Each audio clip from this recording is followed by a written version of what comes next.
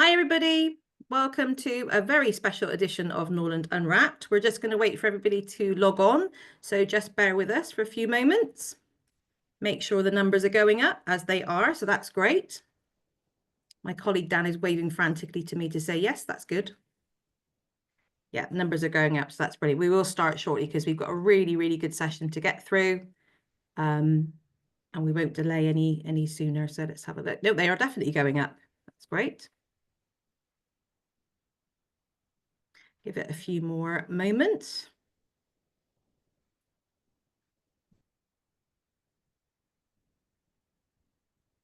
Leveling off a little bit now. I think we'll make a start though, because I think just timing wise. Okay, right. So welcome to Unwrapped again. This is, it's going to be a really, really exciting session. I'm going to ask Tara to turn the slide to the housekeeping, if that's okay for me, and we'll just cover our usual bases as always. So this is an interactive session. We're trying to get this as interactive as possible. It will be recorded. So this session, as always, with all the other sessions that we do for Unwrapped, will be available on our website, and it will go out to everybody afterwards. So if you need to pop off at some point, that's absolutely fine. Your camera is off as always, and your microphone is muted, so we can't see you and we can't hear you. But this one is going to be interactive, and we're going to ask you to kind of engage as much as possible in the Q&A question, the normal question box that we always ask you to ask questions. This is the most simplest way of doing that. So if you can kind of, as we're going through the presentation, if you think you've got some comments or some questions about the content that's actually on the presentation, that's absolutely fine. And we're more than happy to ask those questions and share with the students and get some really good interaction going. If you are going to ask questions about specific things about courses or fees or finance or anything other than this session, can I please ask you to email admissions directly or email the inquiry email address as well. This session is purely going to be about this specific topic and this specific module, so that would be great if you can do that. So I will kind of read the questions out, so again, please engage as much as possible. We really want to hear from you. So as like all our other Unwrapped sessions, this is actually our 15th one, which is fantastic, and like I said, you can access all the other sessions on the website. And it is to bridge the gap between the physical and the virtual open day. And I'll talk about the up and coming events at the end of the session as well, because we've got our virtual open event coming up, and we've just confirmed our date for our next physical open day as well. So there'll be lots of opportunity to join us again then.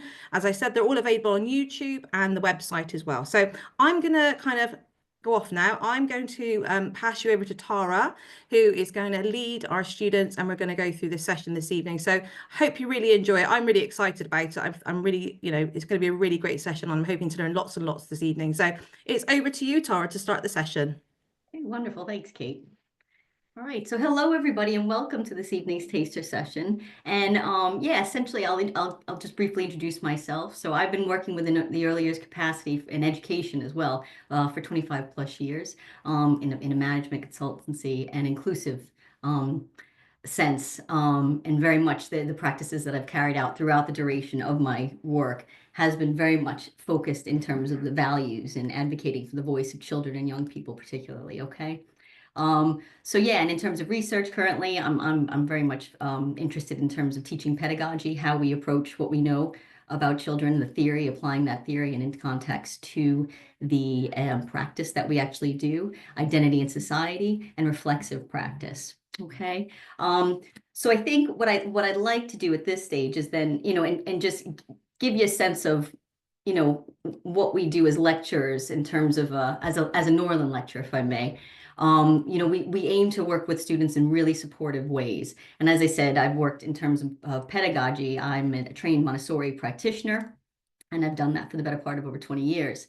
And through that work, it's been very much grounded in the premise of a prepared space, an enabling space, where students are provided information, the necessary tools, where they can grapple with the nuance, the complexities, both barriers potentially that influence educational practices.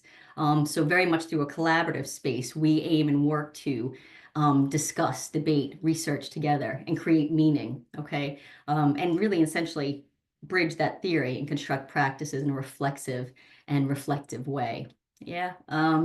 And I think in doing so, we develop a deeper understanding and a greater attention to the needs of the children and their interests. And this leads to sustainable progression, a raising of standards in terms of achievement, and a real sense of fulfillment, I think, for anyone who participates. So that includes us as lecturers, students, the families and children that we support. Yeah, and again, the key thing, as I said, it's bridging that theory to the practice. I think that's one of the hardest challenges I think maybe the students may find, and as having worked in this field as long as I've said, what we say we do and what we actually do can be really challenging to actually pull together. Okay. So yeah, in terms of today's session, we're going to have, a bit of an introduction to the Norland core module, the principles of equality, diversity, and inclusion, how equality, diversity, and inclusion relate to early childhood and why it matters. We're going to look at the protected characteristics, equality, and equity. We're going to look at protected characteristic, particularly in terms of age, views of young people within society. And I thought this might be a fun angle, a different approach, because I didn't want to just give you a taster session and something that you're going to get eventually if you do decide to join us here at Norland. I wanted to give you an opportunity to just get a taster more around the engagement and the delivery. And I thought it might be fun to kind of just touch on a few of the key areas, key topics in terms of protected characteristics, equality, diversity, inclusion, and childhood that we could really get into. So in terms of that, we're going to look at marginalization, stigma, power, bias. And then just some, throughout where we can, I'll be hopefully having the students chime in with some of their thoughts, their considerations around some of these areas, these themes within equality, diversity, and inclusion, because they are challenging to grapple with, and I think it's important, as we said, to have that dialogue, that discussion around them. Okay, to really help enhance our practice and our understanding. Okay, so that's essentially it in a nutshell. And we'll crack on, okay? So in terms of equality, diversity, and inclusion, through the core degree module, we explore themes and circumstances that exist in context to this particular subject. And we know that we do this because we know negative experiences within early childhood can isolate individuals, push children and families to the margins of society, and we want to prevent this.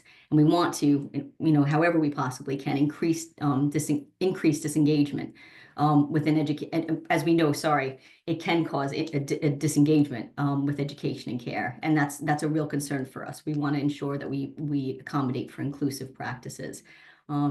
So in considering that, this module equips students with the skills to consider the unique needs of all children through review and assessment of childhood rights and policies, practitioner values and practices that support children and families, barriers to learning, and reflection, as I said, through group discussion, research, and writing. Okay. So why does equality, diversity, and inclusion matter to childhood? It fosters discussion around diversity in the world. It encourages voice and nurtures the right to be heard. And the decisions are made with rather than for. And we think that's really, really important. And it's extremely valuable, a strong value of the Norland Code. And it facilitates social inclusion through democratic citizenship and active participation. So this empowerment, we think that's really, really important. And it promotes belonging through community. Yeah. Promoting education, diversity, inclusion, as a normative practice, is where participation becomes a sense of being, a way of acting, a way of respecting others. So through our own actions, through our own exercises within these creative spaces and collaborative spaces, we develop our understanding, okay, and how to engage with the world. So it's imperative that we as early childhood practitioners reflect on these opportunities and access resources to offer our youngest children, especially those from historically marginalized backgrounds and communities. Okay. So I think so from here, I think it's a nice opportunity. We've given you a bit of an overhaul of what we expect to do today and how, in terms of delivery and engagement in which we want to demonstrate to you through this example. I'd like to introduce you to the different students that are going to be helping us out today to do that. So first we have Zoe. Hi, I'm Zoe and I'm from set 46, so I'm now a third year student. And although I don't take this exact module, I took a really similar module last year called Thriving in a Diverse Society, and I'm sure I'll see some lovely links through Tara's presentation about that. I'm originally from Bristol, and I lived in Bath in shared accommodation for the first 2 years, but now I've decided to commute from Bristol, and I'm finding that fine. It's a nice change. Before Norland, I went to sixth form and I studied childcare, graphic design and fine art. And I did have quite a lot of childcare experience before starting Norland. I volunteered as a children's athletics coach as I was quite into my athletics growing up. I worked in a nursery, and I voluntarily worked in a preschool during COVID-19, which was a really nice job. And alongside kind of sixth form, I did a part-time nanny job for a little boy with autism, which was really lovely. Next slide, please, Tara. Thank you. So why I chose Norland, I was just amazed by the open days. I think I went to about 2 or 3 and everyone just blew me away. I have such a passion for working with children, and I love the mix of practical skills with the academic skills. You know, you have those lectures, and then you also, you get the cooking classes and the sewing classes and the maths classes, and that's what's really magical about Norland. Also, the student support staff seem really supportive, and this was something that was really important to me and really stood out to me at open days. Next slide, please, Tara. Thanks, Zoe. So my Norland journey so far has been just amazing in so many different ways. I'm a Norland buddy. I had a buddy in first year, and they were really supportive and helped me through quite a lot of work stress, academic stress, and they were just there kind of friendship wise.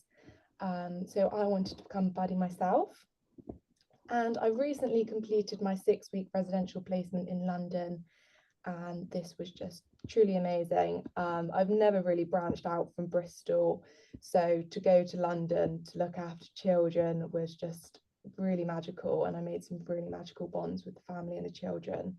I did a week's placement in the RUH hospital in Bath in the children's emergency department, which again is just amazing that Norland are able to provide those different experiences. A few of my friends have done kind of NICU or maternity wards also.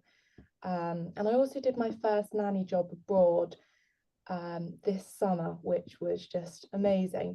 Just more kind of opportunities there that are provided through Norland.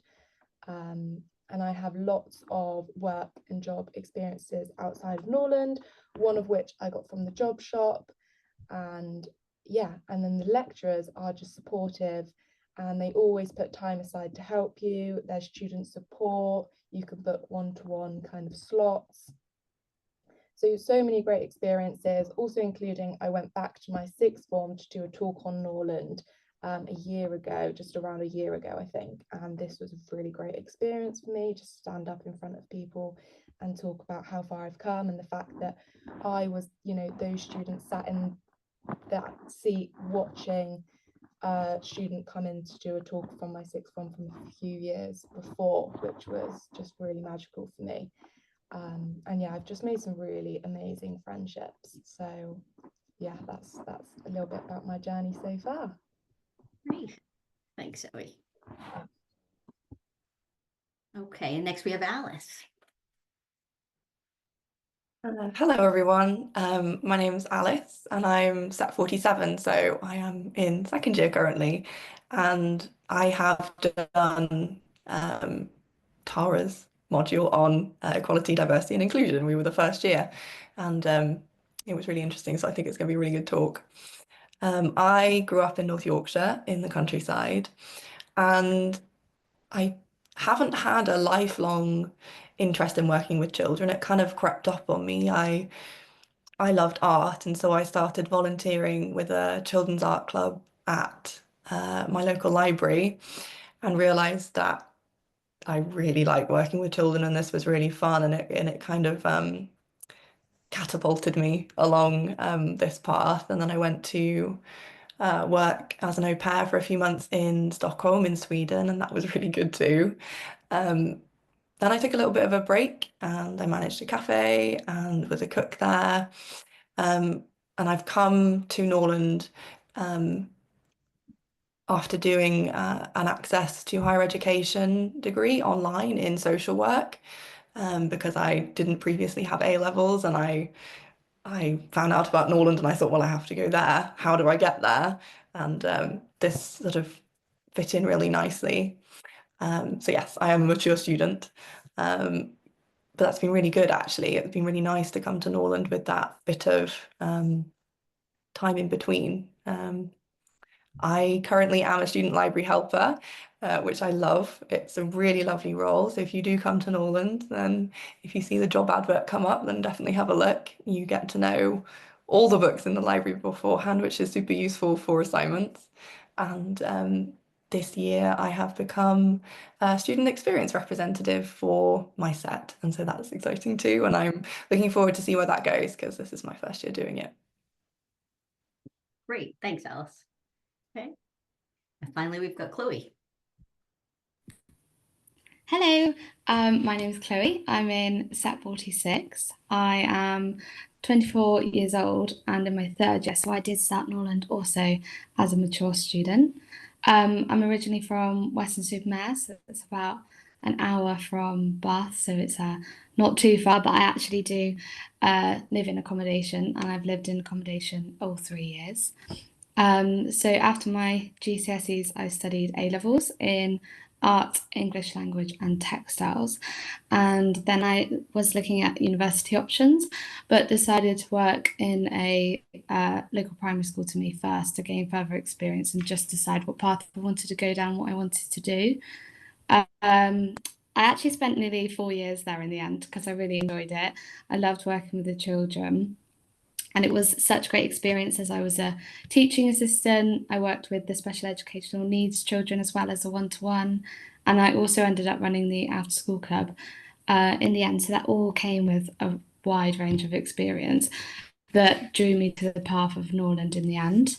When I was working in the school, I also volunteered for a local brownie group. And I then gained my leadership qualification, and then I actually became a local district commissioner too. So again, that came with loads of different experience. So after doing all that and deciding early years was definitely the path for me, I looked into different options and I was introduced to Norland through a friend. And so then I looked into that and I did some virtual open days. And then I actually came to an open day and fell in love with the whole idea of it all. And so then I applied and I got a place. And since then, I've loved every minute of it. I'm a buddy at the moment. It's opened so many job opportunities as well through Job Shop. I actually in the summer worked abroad for a family and we went to Corfu, so that was amazing as well. So yeah, I started when I was 22 and I'll finish this year now. Thank you. Thanks very much, Chloe. All right. So again, as I said, what we're after here today is it's just to really demonstrate to you a sense of delivery and engagement. And so what we're going to do is go through some key areas. And here we want to just kind of touch on the Equality Act. And as we said, we're talking about protected characteristics. Some of us may be familiar with the Equality Act. If we're not, that's okay. These are the key areas that are involved around the Equality Act. So it's focused on age, gender reassignment, being married or in a civil partnership, being pregnant or on maternity leave, disability, race, including color, nationality, ethnic, national origin, religion or belief, sex, gender, sexual orientation, okay? And I just thought maybe it'd be interesting to put it out to the wider room. And obviously, as I said, for today, we're going to focus mainly on young people. But I think it's what's interesting is, you know, in the context of a lecture, we might challenge, again, some of the legislation that we're given or the guidance that's afforded to us. Because, again, it helps us then to say, well, what's next? How can we improve? And who haven't we considered? And if we're looking at an equal, fair society, it helps to kind of look beyond the wider spectrum of what we know and where we come from. So I'm going to put it out to the students here, I suppose. Are there any other characteristics that you think maybe should be considered that aren't on this list? could we have like maybe paternity? There is pregnancy and maternity, Yeah. but shouldn't maybe paternity for fathers be considered as well? Sure, why wouldn't we protect that? I think that's a really good shout. Lovely. Anything else? I can't think of anything, but that's such an interesting point, Chloe. I really like that. I hadn't thought about that before. Absolutely. I really Yeah, and it'd be appreciate lovely. I mean, if anyone at any point, feel free to drop something into the where was it, Kate? It's not the chat, it's the No, it's the Q&A bottom at the Q&A. bottom of the screen. Yeah, please do, interact with us. We want to hear your comments as well. So yeah, please feel free to pop your comments into the Q&A box at the bottom. Tremendous. That's great. Thanks for that, Kate. And again, I mean, I know something that we have had come up in some of our lectures has been socioeconomic status. Again, because we know for a fact that in many circumstances, particularly in terms of children and barriers, many children don't have necessarily the same resources available to them. And this implicates or creates barriers for them in their education and in their development. So is that something maybe, and I'll just put it out into the room and out into the space. Yeah. Do we consider socioeconomic status? And then if we do, is the wording right? Is that exactly how we want to consider this particular additional characteristic? But I think it's interesting. So we've got paternity leave and socioeconomic status. We've got Maybe some other ones as well that's coming through as well. Yeah. We've had some comments as well. Perhaps children with single parents or Very- children I within like- the foster system. And Wonderful. what about culture as well? That's quite a big hot topic as well, isn't it? That's a really good couple of comments then, I think. Absolutely. Fantastic. Thanks for that, Kate. That's great. That's really good stuff. And exactly. Sorry, I'm going to interrupt again now. Hidden disabilities as well. That's a good comment. I think that's really interesting. And again, what's lovely is in a typical lecture type scenario, we could really start to pick through some of these themes and as a group really come to some interesting conclusions. And I think what's also useful is in this type of scenario, we may be able to then we would have an assessment essentially. And for this particular module, we have it's a blog assessment, and it's quite a useful one in terms of students being able to voice their own opinion, particularly in terms of barriers, legislation, things along these lines that surround the protected characteristics. And again, if not in the list, we're quite open to students challenging this list and saying, well, I think this would be actually really useful, and with the right research and sources to substantiate the claims that you want to explore within this blog and develop your ideas. It makes it quite an interesting space to explore some of these important things that everyone's highlighting. Absolutely brilliant. Really good stuff, everybody. Thank you for that. So we'll just move on. Okay. I think it's also an important thing to just highlight equality and equity. And again, they're quite different in context. So I think it's important to highlight that. So in terms of equality, we're looking at each individual or group of people, that they're given the same resources or opportunities. Okay. So we know that this is an important thing. But then there's the concept of equity. So we recognize that each person has different circumstances and allocate the exact resources and opportunities needed to reach an equal outcome. And I think this is demonstrated quite well in this image here. I really like this, and I use this often in the lectures because it just demonstrates the importance of having this balance between equality as well as inequity. So the balance between the demands of equality, the sameness in treatment, and the demands of equity, fairness of access, the procedures, the output and outcome. It's crucial, okay? So in early years policy, we should ensure that every child has equal rights. All children have the capabilities to realize their rights and have the resources to do so. Okay, so it's important that we understand that distinction, and we explore that in this module quite extensively. Okay. So what I thought would be nice is just to kind of break up some of our delivery here. And again, we would do this typically in a lecture and just have a brief exercise, a couple of minutes, where maybe we could just, by all means, jump in the chat. And maybe the students who are here today, Chloe, Zoe, Alice, if you could maybe consider 5 words that you might affiliate or align with young people, students, and adults. Yeah. So take maybe take a minute or so, and if you can just maybe list a few things, and then when you're ready, just chime in, and I'll make some notes as you're letting us know what you think.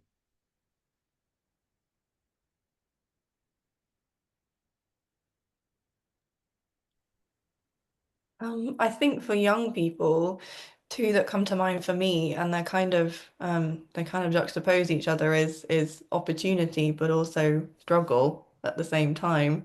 I think there's definitely both going on.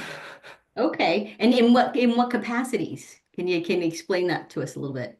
Well, opportunity in terms of, um, the idea that you've got your whole life ahead of you and you've got all these choices that you can make and things to do. I mean, obviously not everyone has the same opportunities or the same access to certain opportunities, but then that's where the struggle part comes in, right? So, it's a time of extreme stress, really. Like you're trying to figure yourself out and work out what you want to do. So the opportunity is great, but finding your path can be quite a struggle sometimes. All right, lovely. I like that. Find it yourself. Absolutely. Right, nice. Thanks, Alice. How about yourself? How about Chloe or Zoe? Any thoughts? I was thinking, same with Alice actually. I actually wrote down the word like chance, like we all kind of get those same chances, young people, students, and adults. And actually, we're all human beings, we all have feelings and, ways of processing the world and our lives. So, yeah. All right, cool. Great. Thank you. How about you, Chloe? I was actually thinking down like a different route, but with like technology or social media. So I Okay. just feel like they're, especially with young people and students, yeah, probably students as well. It surrounds their whole world. There's TVs, there's iPads, there's phones, there's things in shops, and it's just everywhere you go. There's technology of some sort. So yeah, that could be a pro or a con though. Okay. So in terms of that, so in terms of young people, we've got things like the struggle, we've got a change, we've got technology. Okay. Students, is there anything you could think of in terms of students that might be different in terms of how you perceive young students versus young people? Any traits or characteristics? I suppose my first thought goes to the money aspect of being a student, right? You were talking about like not socioeconomic status. Well, everyone maybe is going to be at whatever university they're at, but not everyone's from the same background, and it can really drastically affect your experience as a student. Okay, great. Nice. All right, great. Anything, and then and in terms of adults? Any thoughts on adults? What maybe some We traits have that got a get comment in the Q&A. So we've got the idea of young people being dependent on parental figures and adults in their lives, whereas students and adults are independent of themselves. I think that's quite a good comment as well, isn't it? Absolutely, absolutely. So this I was is going really to say good. similar, like freedom for adults, they're similar as that. Oh, that's nice. So yeah, that freedom, that level of freedom. I like Yeah, that. yeah, So yeah. students and adults are free. Young people aren't free. Uh, That's interesting. No, go for it. Go for it. Any thoughts? they are free, but maybe they have more boundaries around them, don't they, to keep them safe? Okay. No, that's good. That's great. Thanks. Well, I Thanks. would say they're free. Yeah, they still have freedom to a context. Yeah. Okay. All right. That's really good. So then my thought then is just to kind of put it out. So are there advantages to any of these affiliations? So in terms of that freedom, that's quite a positive thing. There's advantages that I'm free. I can do what I want to do. I can say what I want to say. There's no kind of hold back in terms of that. Yeah. Whereas young people, you've had a few things in terms of I think you kind of honed in on a few things, maybe more challenging things. Although technology, that's an advantage, would you say, in terms of young people, an advantage or a negative, positive or negative affiliation? Someone who's, for myself, who's absolutely rubbish at IT, as my colleagues will testify to, Yeah. I definitely think from a young person's perspective and a student, it's much more of an advantage than myself, an adult in that Yeah. respect. Thought I'd Yeah. mention that. Okay, that's great. So then I'm gonna just be slightly awkward now, and I'm gonna say, well, yeah, and just say right off, oh, adults, Kate, we're terrible with technology. And is that necessarily a fair thing to say? No, A fair no, assumption to make no. of all adults? Terrible with technology and young people. Oh, It's a stereotype. It is. I agree. interesting. And then I may say another thing if I can, if I'll just be slightly awkward again. Oh, young people, they never get off their technology. Yeah. Don't get me started. How do we feel about that? So again, all these, yeah. We've got Things- another comment in the box as well. So for all ages, future, for young people, planning the future, making it bright for them. Okay, lovely. I like it. I like it. So again, just some interesting takes on, and this freedom, we're free or we're not free. Is that a positive thing? Is that a negative thing? Do we want that freedom? Young people, they just run about doing whatever they want. They don't think about the consequences. They're too free. They're too free. I don't know. I'm just throwing some dynamics at you. And adults would go, oh, what I would do to be young again and be free. I'm not bogged down with the responsibilities of adulthood. Just saying all these, just to put some kind of angles on it to get you just thinking about some of these things. So it's just some stuff to think about. We can often very quickly align or affiliate individuals, groups with certain opinions that sometimes in some ways, could be deemed positive and quite helpful, but they could also really hold individuals back. And I think that's an important thought to make. So again, and again, with more time, we could really pick some of these thoughts and notions apart. Really good stuff. So thanks for that, guys. All right. And also in terms of, we know then, based on this conversation, identities are social products. They're based on, and sometimes implicated by ourselves, our perceptions of ourselves, who we think we are, what we think we can do, can achieve, the response of others, and as well as those social confirmations of identity. So again, if we had a consensus on young people, which sometimes there is a general consensus, there's sometimes a general consensus on students, and there's sometimes a general consensus on adults. My thoughts are, does this put us in a position of disadvantage then, these perceptions? So this marginalize, and we'll just hone in for the purpose of today. I want to stay focused a bit more on young people, but I just wanted to see if there are any parallels or conflicts between our thoughts around these different groups. But now if we return back to young people, do we marginalize young people at all within society? I gave you an example. Oh, they're always on the phones, these sort of things. But how else might young people be marginalized?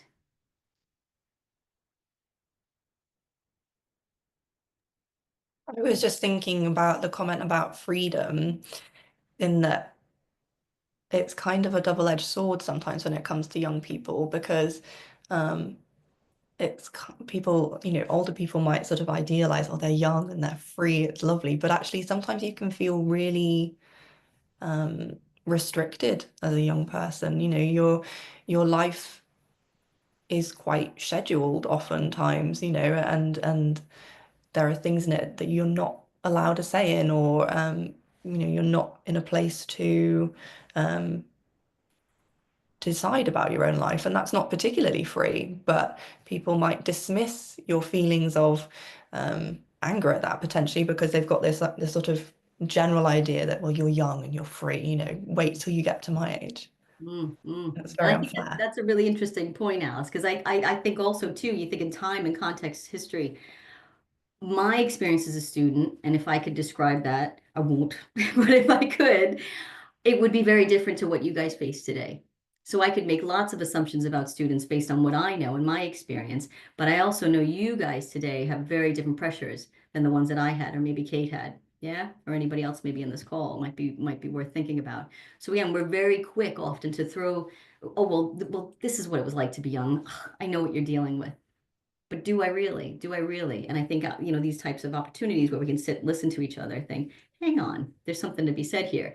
My time is different from your time. The pressures are different. The experiences are definitely different. So we've got to explore these together to get a good understanding of what's really going on, We So have got yeah. some more contributions, if that's okay, Great. Tara. So Great. I think this is obviously focusing a bit on the previous slide, but also I'll go through what we've got coming in. So someone I would argue that as young people, we aren't free. We are always chained to social media and the standards and opinions that are also tied to that.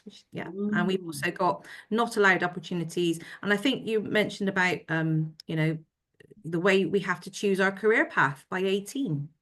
Yeah. And I think that really hones in nicely in terms of those pressures Very different pressures than young people 20 years ago. So again, same but different. And I think we've got to be attuned and listen and open to hearing those experiences so we can better understand them. And then, as I say, when we think about legislation or possibilities or opportunities or engagement, these sort of things can be taken into consideration, because you shouldn't have the same, you shouldn't be taught or in the same way or expected in the same way as young people were taught or expected in, 20 odd years ago. So I think, I hate to say that out loud, but yes, 20 odd years ago, it's something to think about. So really good points, guys. I think that's really, really good. So I think in terms of marginalization, it's a web of social forces that embed a social inequality. Yeah. And I think some examples I think that would be worth exploring are things like dehumanization. I mean, I don't know about you guys, but these were words that were used not when I was young, but I hear now, and I find it really frustrating. And we hear things like snowflakes, chavs, feral, not fully formed. They can't possibly have an opinion. Yeah. What do you guys think about some of these terms? Have you heard them before? Are you frustrated by them? Are you not bothered?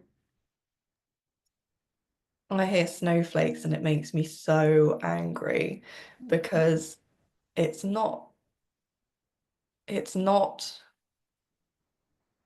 don't quite know what word to use, but it's not, it shouldn't be wrong to care about things and care about the impact you have on other people. I think it's Sensitive very, to and empathetic to other people's feelings, emotions, and experiences. Absolutely not. I'm with you entirely. Another is discrimination. So this reinforces social inequality, impacts mental health, self-perception, and potential. Yeah. We've got exclusion, segregation, school exclusion, isolation in schools. This is significantly on the increase, particularly in England. And it's a concern. It is a concern, right? We want young people to be in and among their peers. Why do you guys like to be in and among your peers? What are the advantages? That we can relate to each other. We're all going through a similar thing. So if a child is excluded or isolated for whatever reason, then they're not going through the same thing as their peers, and their peers aren't going through the same thing as them. Yeah, so there's some significant missing out in those experiences. Yeah, or isolation. Yeah, we don't want that. Okay. And in terms of oppression, subordination, there's exploitation, powerlessness, a lack of access to resources. And I think this is an interesting one because it really ties in with you guys had mentioned earlier, pressures, struggles. Yeah, I think that was an interesting word that you used, Alice, in that struggle. We can often say, oh, young people, they don't know, and that takes away your power when in fact you have a lot to offer, you have a lot to say, you have opinions that matter. And then again, by ignoring your views, we disregard, or we can potentially exploit, and not give you the resources that you require, yeah, to become you. And there's also the stigmatization, inexperienced or too experienced. Yeah. Some young people, are in situations where there's a level of adultification involved. They know they're being told too much at too young a period. Well, they'll just get on with it. That's the way it is. And young people not being taken seriously. Okay, so there's some interesting things about how we treat and how we base our views and our opinions around young people. And based on some of these things, dehumanization, discrimination, exclusion, oppression, stigmatization, are these reasonable ways to treat a certain demographic of any population? Certainly not. Certainly not. Okay. And then we've also got the challenge of stigma, okay? And this, I think, some of these things were coming up through some of the conversations we've had. This phenomenon whereby an individual with an attribute, which is deeply discredited by their society, is rejected as a result of this particular attribute, okay? And again, it's a process by which the reaction of others spoils personal identity. And I don't know, has anyone ever had an experience like that you'd be willing to share, where you felt, oh, I've had things to say, or I've had, I would have liked to have been considered, or stood out. I don't know. It's something to think about. Or potentially in terms of our role, how can we help to reduce stigma? What can you do as potentially young people to help reduce any stigma around perception of young people? Any thoughts? think just like stick up for people, and stick up for the younger generation, especially as us as nannies. We care for children and the younger people, so sticking up for them and just having our opinion, but not letting our opinion be kind of obviously discriminating or anything, just kind of like we look after children and younger people, so just really making sure that we don't let it get worse as time goes on. I like that. And I think that goes miles. Just I like that sticking up for people. I think that goes really far, and it will help reduce stigma, because if we don't challenge it, it's just going to continue. And I think that's a really good shout. Thanks, Zoe. That's really, really good. And I think another thing that's important to think about in terms of is power, the ability to control others and to direct what they do. And there's different types of power. There's authority, there's influence, there's privilege. And I think in terms of young people, we can see it being used in a positive way. We can see it in a negative way. Can you guys think of any positive ways where power may be applied, or potentially any negative ways? Just a few examples that we can kind of share with the wider group. I'll throw one out there if it helps into the mix. Any thoughts on Greta Thunberg as a young person? I think it's wonderful that she stood up for what she believed in, but it's very unfair on her that she had to sort of sacrifice such a massive part of her life to do it, that there were people who had objectively more power and influence directly over what it was, what it is that she stands for, that were not doing anything, that were not really acknowledging their power in that, and she had to do it for them. And so she missed, was it Fridays, I think, for school for however long she's been doing it, Yeah. But good on her. She stuck with it. She definitely said, absolutely not. I don't stand for it. And she could have easily backed down, being a young person, going, oh, well, the adults, I'll just let, they know better. And she was like, absolutely not. And that conviction in her and that integrity really helped to challenge with, her positive power, and challenge those negative uses of power around her to try to suppress. Yeah. She used her power. Yeah. So a nice little combination of positive and negative there. Okay. And I think another thing that's worth exploring is bias, anti-bias, and empowerment. How we challenge the status quo, questions meanings and injustice, the way we disrupt injustice. And I like that, Zoe. You were like, well, just stick up for them. Stick up for who? Stick up for these different groups, these different individuals. And I think that goes miles, and challenge those issues of power and resistance. And I think bias and unconscious bias, anti-bias, these sort of things it's so ingrained, it's so embedded. And I have a personal example. I had sat in a working in a particular organization, and we were asked to do mandatory unconscious bias training, as you would, to be a bit more attuned to your colleagues and the place in which you work and the way in which you work. So we had a nice long session, a couple hours, and it was really useful, really informed. Everyone was kind of like really buzzing after, going, wow, there's a lot of stuff I haven't been thinking about, just keeping us a bit more aware.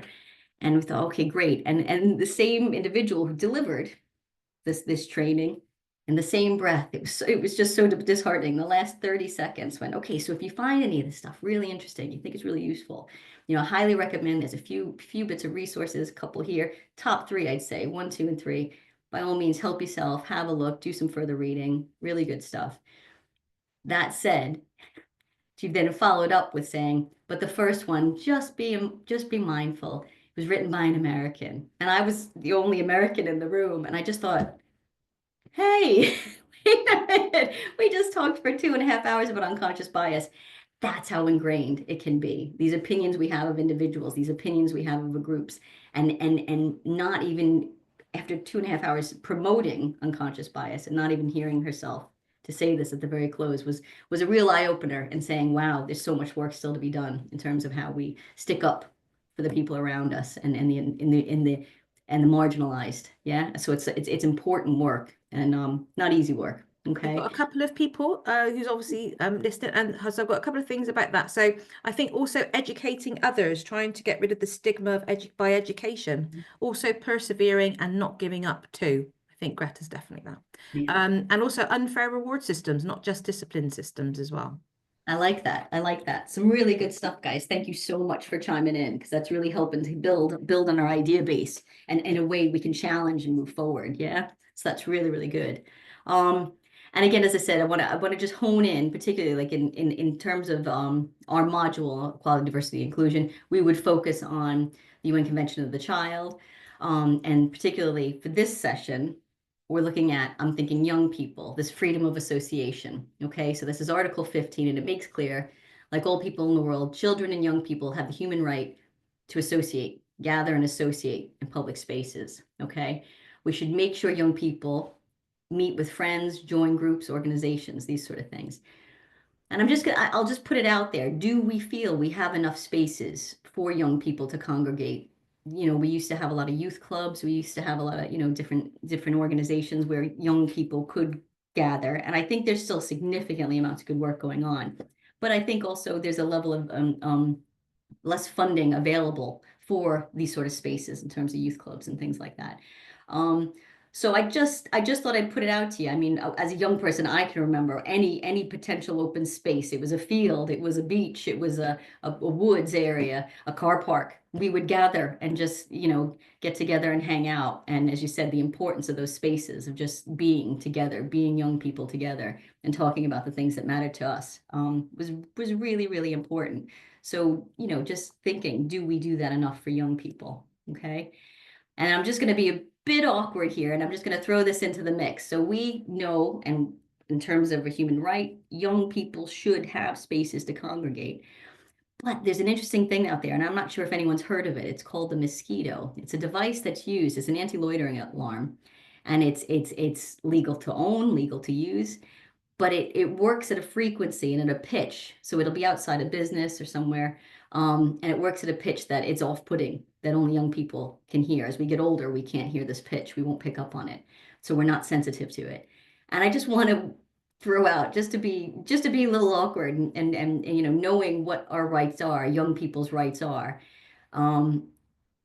What are anyone's thoughts with regard to the use of this device? Do we think it infringes on rights in any way? I do think that's really unfair that only young people can hear it. Like there's a strong stereotype there that the young people are going to cause an issue if they're loitering. If there's a group of older people or people of whatever age that can't hear it, that's saying that they're fine and they're at no harm, or I just think that's so unfair. But again, it goes back to this sense of stigma that we were talking about earlier, that young people gathering, bad, dangerous, not a good scenario, right? But again, if I can ask, you guys are a bit closer to the time and the age and in the throes of it, how does it make you feel to be able to congregate and gather with your friends without being kept or monitored, or how nice is it for that type of space for you to have? What do you use, or how do you exercise that space?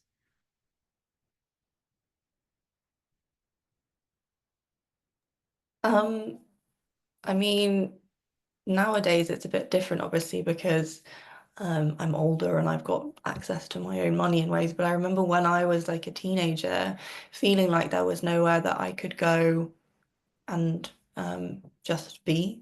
I think we are very good for spaces for young people. We've got all sorts of parks and things, but a lot of them where I was growing up used to say like for no older than like 12 years old is allowed in this park. And I remember looking at it and thinking, well, why? Why is that the cutoff suddenly to enjoying these things? And why is that the cutoff to suddenly being a nuisance at these things? Yeah. Who's decided that, and why can't I use it? Yeah. And again, and just put that, stretching that a little bit further, Alice, like, so then does that make young people think a bit more about, am I a nuisance? Am I a problem? These sort of things. So again, these perceptions that are kind of put upon us or believed by others, it does potentially maybe have an impact or a negative impact on how you might view yourself or your friends as a group, as a whole. And it should be perceived potentially as a positive thing, I would think, no? No, I agree. And what I would say also is that at the moment one hears quite a lot of older people complaining about going back to social media, complaining about, young people, when do they go outside, and always online and always talking online. Why can't you go outside? Well, where are the spaces to do that? Very If interesting you want point. to complain about one thing, then you've got to make other options, and I like what you decide which line you want to walk. Yeah, Funny you yeah. should say that. Someone has commented that actually in the chat box. So very hypocritical as young people are socializing outside instead of being on mobile phones, which our society criticizes. So it's a no-win situation in that respect. And I think this, and then this is again such an important thing to note. We've gone full circle, haven't we? We've gone from what people think generally to then how we feel, and then but yet we're given 4 steps ahead and then 20 steps back, and there's that causes a lot of frustration. And as you said, you are at a stage now where you feel being a young person is a struggle, and that seems so unfair. When I was young, I didn't feel that struggle, and so I find that frustrating for you guys. And again, all the more reason why we should be having this conversation, and these conversations that we would have in lectures, not just about little ones, but young people and so on. All these different groups that we take into consideration in terms of the protected characteristics. So really well done, guys. Thank you for chiming in. That's great. All right. So again, we've kind of gone through a bit of a run through of the challenges, the frustrations, and the struggles, and the differences, how we may perceive differences between different groups, particularly in and around age. And I thought what would be nice is, just to kind of end it on a bit of a light note as well, because again, we know we have some frustrations and setbacks along the way, but you've given some really good options, and I hope others will walk away today with going, I didn't really think about young people that way, or I didn't realize those frustrations, those struggles, those perceptions, and how that might inhibit them and who they are and who they become, and the way they engage with the wider society and impact wider society going forward. And I think what's really interesting to note is I thought it would be fun to just end on a slide that really hones in on really positive view of young people. And I have just some examples. I don't know if anyone, by all means, if you're in the chat and you can identify some of these individuals, I think it would be really fun to know what your thoughts are. But I think I'll just highlight a few.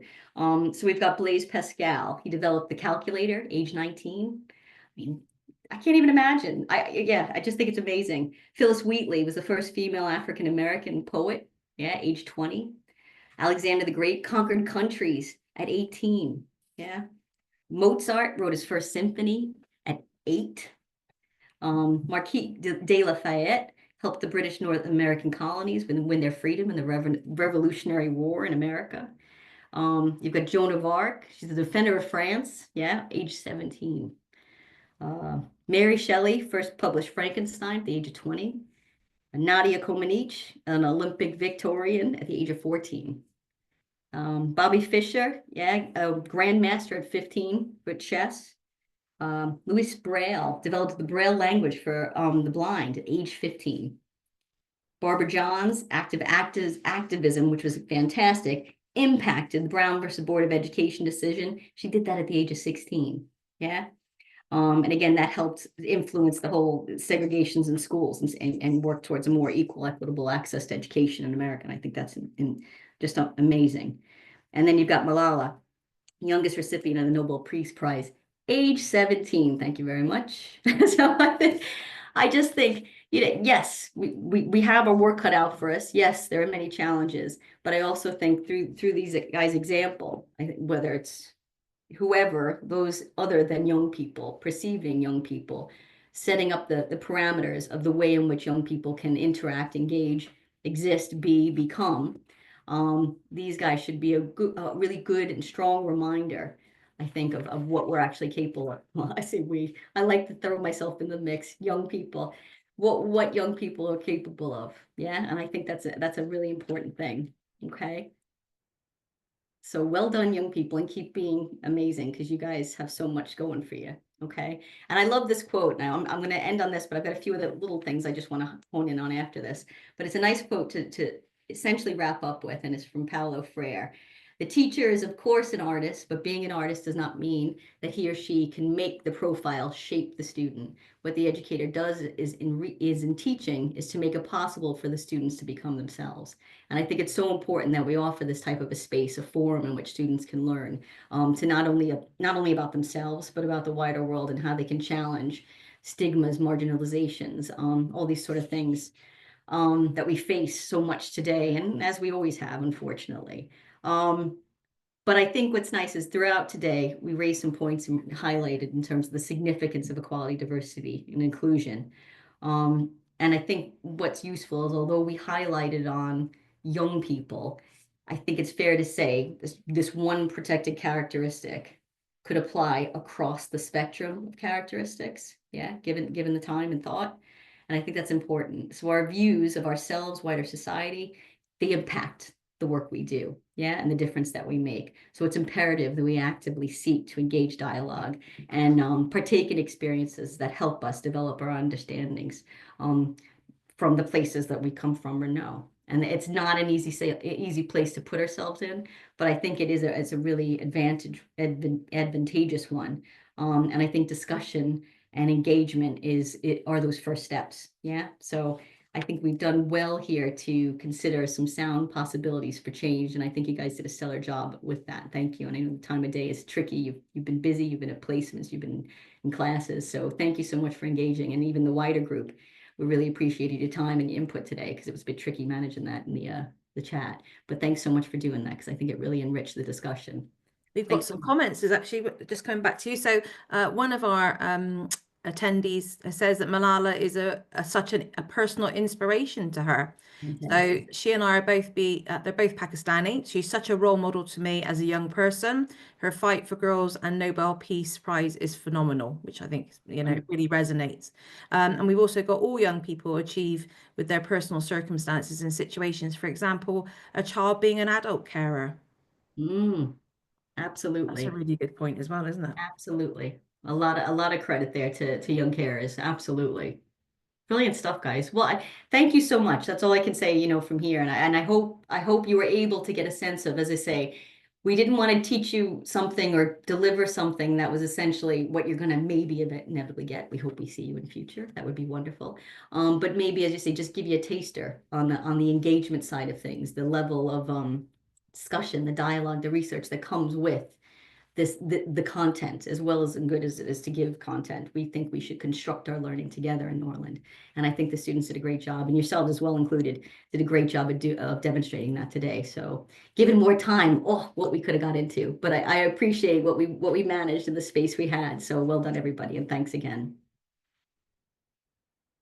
Great. If you've got any questions, we're happy to answer those. But if Tara can go to the next screen, that would be fantastic. So I thought that was a brilliant session. Thank you so much for everybody for your contributions. It was really lovely to hear from everybody, and you were really engaged, which is great. So I just want to kind of round it up now because we're on time and we're finishing, which is great. So we've got some amazing things coming up. We do recommend, if you are interested and you think, actually, this is a really good opportunity for me to find out more, and you kind of got a bit of a taster, as Tara said, this is, taster session.